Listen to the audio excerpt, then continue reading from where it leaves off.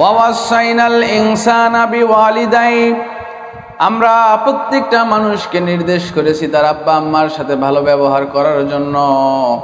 প্রত্যেকটা সন্তান যেন পিতামাতার সাথে ভালো ব্যবহার করে, খারাপ আচরণ না করে। এই কথাটা আল্লাহ তাবারাক ওয়া তাআলা আবার বলেন, রব্বুল আলামিন বলেন, ওয়াকাযা রাব্বুকা আল্লা তা'বুদু ইল্লা ইয়্যাহু ওয়া বিল ওয়ালিদাইনি ইহসানা ইম্মা ইয়াবলুগান্না ইনদাকাল কিবারা আহাদুহুমা আও কিলাহুমা ফালা তাকুল লাহুমা উফফিন ওয়া লা তানহারহুমা ওয়া কুল লাহুমা কাওলান কারীমা।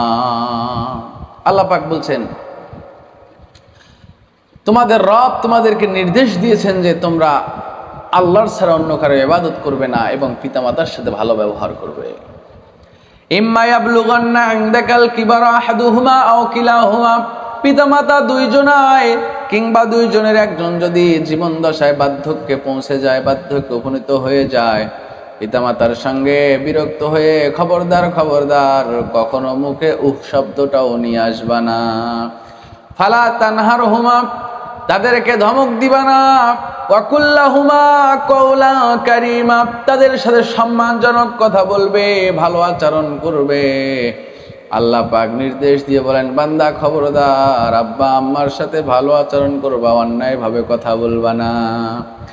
রব্বুল আলামিন আবার বলেন, ওয়া'বুদুল্লাহা ওয়া লা তুশরিকু বিহি শাইআন ওয়া বিল ওয়ালিদাইনি ইহসানা, তোমরা আমি আল্লাহর ইবাদত করো, আমার সঙ্গে কোনো কিছুকে শরীক করো না, আর আব্বা আম্মার সাথে ভালো ব্যবহার করো। বেশ কিছু জায়গায় আল্লাহ আব্বা আম্মার সাথে ভালো ব্যবহার করতে বলছেন। এখানেও আল্লাহ পাক প্রথমে বলেন, ওয়া ওয়াসাইনাল ইনসানা বিওয়ালিদাই, তোমরা আব্বা আম্মার সাথে ভালো ব্যবহার করবা, আমি আল্লাহ তোমাদেরকে এই নির্দেশ দিয়েছি। তিনটি কারণে আল্লাহ তাবারাক ওয়া তাআলা মায়ের মর্যাদা বাবার উপরে দিয়েছেন। এক নাম্বার হলো হামালাতহু উম্মুহু, মা আমাদের সকলকে পেটে ধারণ করেছে। আমরা সকলেই মায়ের পেটে ছিলাম, আমরা কিন্তু বাবার পেটে কেউ ছিলাম না। মা আমাকে 9 মাস 10 দিন গর্ভে ধারণ করেছে। পেটের ভিতরে আমরা কত লাথি গুতা মেরেছি, মা আমার সহ্য করেছে। এটা প্রথম নাম্বার কারণ, আমরা মায়ের পেটে ছিলাম, এজন্য মায়ের হক বেশি। দ্বিতীয় নাম্বার কারণ হলো ওয়াহানান আলা ওয়াহান, মা আমার কষ্টের পর কষ্ট স্বীকার করে আমাকে দুনিয়ার মুখ দেখিয়েছে। প্রসব বেদনা এতটা যন্ত্রণাদায়ক, এতটা কষ্টদায়ক, পৃথিবীর কোনো মানুষকে বলে বোঝানো যাবে না। এই মায়ের কষ্ট কেউ বুঝবে না। আমরা সকলেই, আমাদের মা কষ্ট করে আমাদেরকে দুনিয়ার মুখ দেখিয়েছে। এটা দ্বিতীয় কারণ। তৃতীয় কারণ হলো ফিসালহু ফি আমাইন, আমার মা আমাকে 2 বছর পর্যন্ত দুধ পান করিয়েছে। এই তিনটার একটাও আমাদের পিতা করতে পারে নাই, বা আল্লাহ আমাদের পিতাকে এই তিনটার একটাও করার সামর্থ্য দেয় নাই।